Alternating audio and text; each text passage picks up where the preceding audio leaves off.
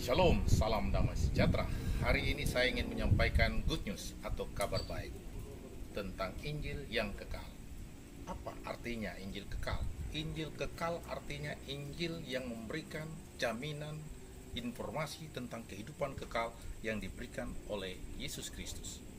Injil kekal adalah kekuatan Allah yang menyelamatkan, kata Rasul Paulus dalam Roma pasal 1 ayat 16 dan 17. Ayat 16 berkata, aku mempunyai keyakinan yang kokoh dalam Injil, sebab Injil adalah kekuatan Allah yang menyelamatkan. Roma pasal 1 ayat 16. Dan bila mana kita melihat apa sih kekuatan Injil Allah itu? Kekuatan Injil Allah adalah kabar baik telah diberitahukan di dalam kitab Perjanjian Lama sebagai good news. Kejadian 3 ayat 15 sebagai Injil dalam Perjanjian Lama. Kejadian 3 ayat 15 tentang keturunan perempuan dan ular berseteru, dan itulah pertempuran sepanjang zaman, sejak zaman Adam sampai akhir kesudahan akan terjadi the great kontroversi atau pertentangan sepanjang zaman.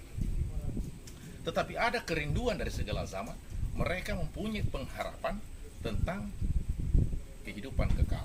Itulah sebabnya Yesus menyiapkan tempat untuk kehidupan kekal bagi umat-umatnya. Dia akan menjemput pada waktu kedatangannya kembali. Kabar baik yang penting bagi kita untuk memastikan bahwa Injil itu bukan kabar hoax, bahwa Injil itu adalah kabar baik. Yang penting ada dua hal. Pertama, kita harus memastikan bahwa masalah dosa, upah dosa telah diselesaikan Yesus di kayu salib ketika dia berkata, it is finished, telah selesai. Upah dosa itu maut, tetapi maut itu telah digantikan. Maut itu adalah kematian kekal, tetapi telah digantikan oleh karunia Allah di dalam diri Yesus Kristus Tuhan kita. Itulah sebabnya Roma 6 ayat 23 berkata, sebab upah dosa itu maut, tetapi karunia Allah ialah hidup yang kekal di dalam Kristus Yesus Tuhan kita. Apa artinya nih bagi kita sebagai orang-orang percaya? Bahwa kehidupan kekal adalah sebuah kepastian dengan memastikan bahwa akibat bahwa upah dosa dan kutukan dosa telah diselesaikan oleh Yesus. Tapi bagaimana dengan mereka yang hidup dalam dosa hari ini? Apakah kutukan dosa dan upahnya akan diterimanya dan masuk neraka? Apakah Yesus mati sia-sia bagimu dan bagiku? Yesus tidak mati sia-sia. Ia tersalib untuk menebus dosa isi dunia. Itulah sebabnya Yohanes berkata, lihatlah anak domba yang mengangkut dosa isi dunia.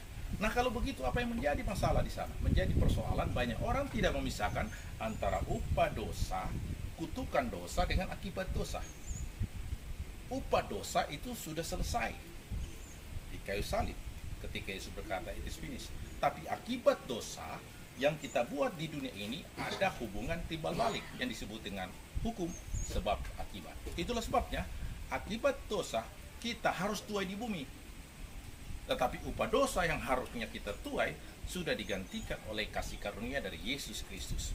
Artinya kasih karunia itu sudah dimulai sejak zaman Adam di Kejadian 3:15, pernyataan Tuhan tentang keturunanmu akan merumukkan kepala ular itu. Itulah Injil dalam Perjanjian Lama, memastikan bahwa kita sudah menerima kasih karunia sejak Perjanjian Lama, dan wujud kasih karunia itu diimplementasikan secara full oleh Yesus Kristus yang tersalib di Bukit Golgota. Akhirnya saudara-saudara, demi kemurahan Allah, aku menasihatkan kamu, tetaplah semangat, tetaplah bergairah, karena kepastian keselamatan menjadi bagianmu. Itulah sebabnya itu yang harus menjadi nyanyian kita yang harus diulang-ulang. Nyanyikan berulang-ulang tentang sabda tentang hidup kekal. Nyanyikan berulang-ulang bahwa sabda tentang kehidupan kekal adalah sebuah kepastian. Itulah sebabnya Yesus memberikan kepastian. Yesus adalah jawaban dari semuanya. Tuhan Yesus memberkati saudara.